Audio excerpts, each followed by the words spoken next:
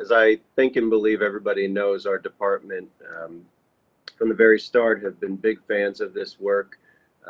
It's a frequent topic at our internal strategy meetings, as well as meetings we are holding with external current and potential supporters. We absolutely believe there's a growing audience for this work, and it's our pleasure to continue highlighting more and more of it in different new ways. We're talking about a lot of things for 2022 about how we can present these strategies more effectively and to a bigger and growing audience.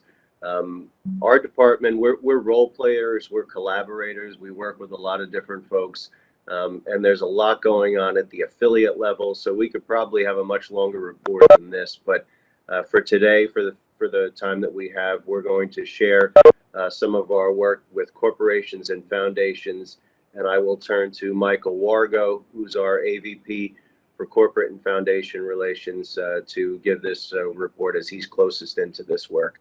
So thank you, everybody. All right. Thanks, Glenn. Really appreciate the opportunity to present some of our work here today. As Dr. Alexander mentioned, stakeholders are very key to what we're trying to do in our communities throughout the state and certainly beyond. We work with stakeholders all the time because we're working with potential funders that are very interested in doing the same kinds of things that our hospital system is trying to do. Now, I don't want to belabor the process of how we get to that point, but we do work with a number of focus leaders, Jean, Barbara Mintz, Deanna, to discuss program needs and then to identify potential funders or respond to RFPs, all in the search for financial support to keep these initiatives strong. The process also involves working closely with affiliate staff to prepare and submit proposals, which, as you can imagine, is a very competitive process. So Deanna, can you do the numbers slide for me next? Okay, if you look at the numbers to date, from corporate and foundations, we have raised a total of $735,753. We have three very big buckets that we've identified. The larger one certainly is economic stability, which with the revisions would basically be our food security area, and then education and certainly access to care and services. This number will certainly grow because we have a number of pending foundation grants out there. One large one we have is to J&J for $250,000 for Miriam Marcet and her work in New Brunswick with community outreach, screening for social determinants of health. So that certainly is going to add to that number. And just as an example, last year, 2020, our number for social impact related programs was about $1.3 million. And that was about 23% of our total.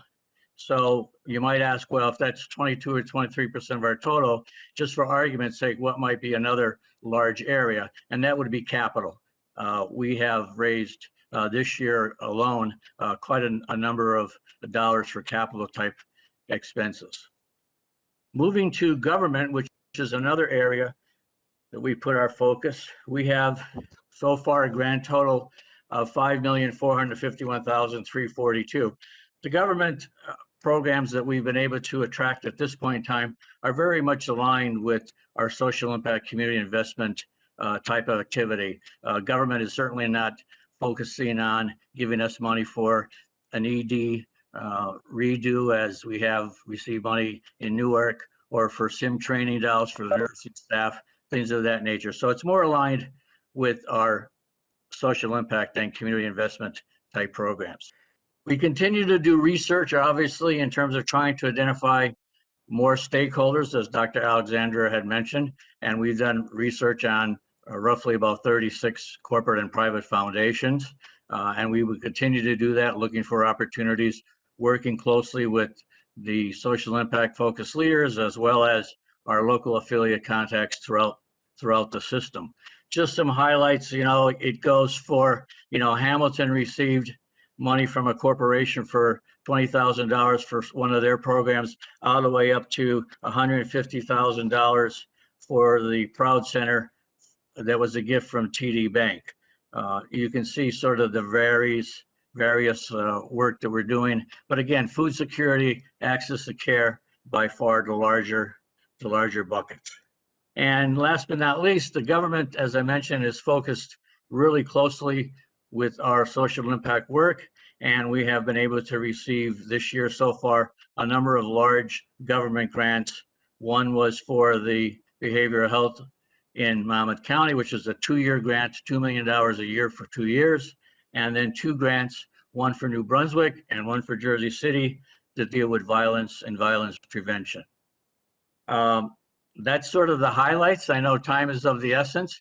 If folks have any particular funding needs, which I'm sure we all do, please, again, continue to reach out to me, and we will do our best to increase our support for the kinds of areas that really make a difference in our communities.